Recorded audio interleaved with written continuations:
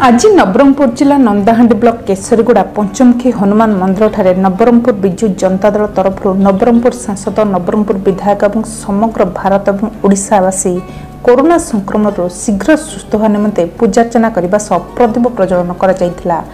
कार्यक्रम में डाबुगां विधायक मनोहर रंधारी सांसद प्रतिनिधि सुनील साहू बाबुली मिश्र प्रमुख जोग देते। नवरंगपुर जिले में कोरोना व्यापुची नवरंगपुर जिलार प्रत्येक जिला जाक सारा जिलावासी आम भावी नु कोरोना आग को नवरंगपुर जिले एत बढ़ बोलिकी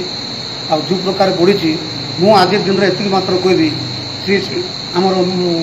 एमपी रमेश चंद्र माझी एवं सदाशिव प्रधानी एमएलए कि मोर बागुसनी पंचायत सरपंच मुझे जनईबी संगे संगे नवरंगपुर जिलावासी आज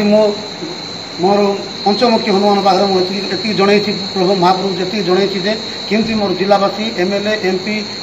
एवं मोर पंचायत सरपंच केमती कोरोना मुक्त पाइबे देह हाथ गोड़ केमती सब निर्मल केमती सब भल भाव रमती मुक्त हो से आज आम पंचमुखी हनुमान करी आज आम जो नवरंगपुर ब्लॉक प्रत्येक 13टा जगह पंचायत आमर निजे मनोहर रंधारी एमएलए को डाकी नंदाहांडी ब्लॉक सुनील साहू भाई भी डाकी सब आसिक जो प्रकार सब जोगदेले मुझे बहुत खुशी आउ सब ये करी आज पंचमुखी हनुमान पाक ये प्रार्थना करुचे केमती आम नवरंगपुर जिलावासी एवं एमपी एमएलए आम सरपंच कोरोना मुक्त हम ये मोर प्रार्थना कर देखो 6 मास आम पृथ्वी में कोरोना 213 देश को आक्रांत कर नवरंगपुर जिले में दिन दिन बढ़िबार चलती ये कोरोना रोगी एवं आमर प्रिय मंत्री पद्मिनी जैन कोरोना आक्रांत होती एवं आमर माननीय सांसद श्री रमेश चंद्र माझी एवं नवरंगपुर विधायक श्री सदाशिव प्रधान एवं सहधर्मिणी परिवार समस्ते कोरोना आक्रांत होती से दीर्घ 6 मास हम मंत्री एमएलए एमपी लोकंर सेवा करने प्रत्येक दिन अंचल को गस्त करी गरीब लोकर सुविधा असुविधा बुझी सी आज कोरोना आक्रांत होती तेणु आम दुख लगुच आज आम केसरीगुड़ा हनुमान मंदिर रे आसिक समस्त आम आरोग्य आम दीपदान कलु एवं पूजा अर्चना कलु आज दीप प्रज्वलन और पूजा अर्चना कर उद्देश्य हूँ आम जिला आमर प्रिय सांसद श्रीजुक्त रमेश चंद्र माझी महोदय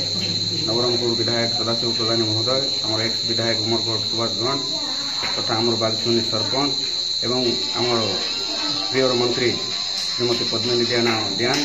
ये समस्ते कोरोना रोग आक्रांत हो आम आज नवरंगपुर विजु जनता दल तरफ गतकाली आम शिवनी सिद्धेश्वर पीठ में करूँ पूजार्चना आज पुणी आमर केसरीगुड़ार पंचमुखी हनुमान पीठ में एमानकर आशु आरोग्य कामना करने सह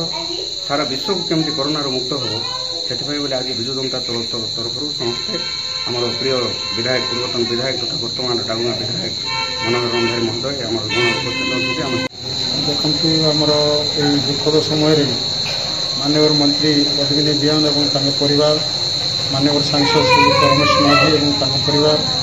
माननीय विधायक सदाशिव प्रधानी और परिवार और पूर्वतन विधायक सुभाष गंड और परिवार जो कोरोना रे पीड़ित अच्छा से आम समस्त जनसाधारण समस्त कर्मकर्ता मिसी आज हनुमान मंदिर रे सेमानकर आशु आरोग्य कामना करी दीप प्रज्वलन कर दीपदान आज कर Nabarangpur Durgamalli report Odisha mobile TV.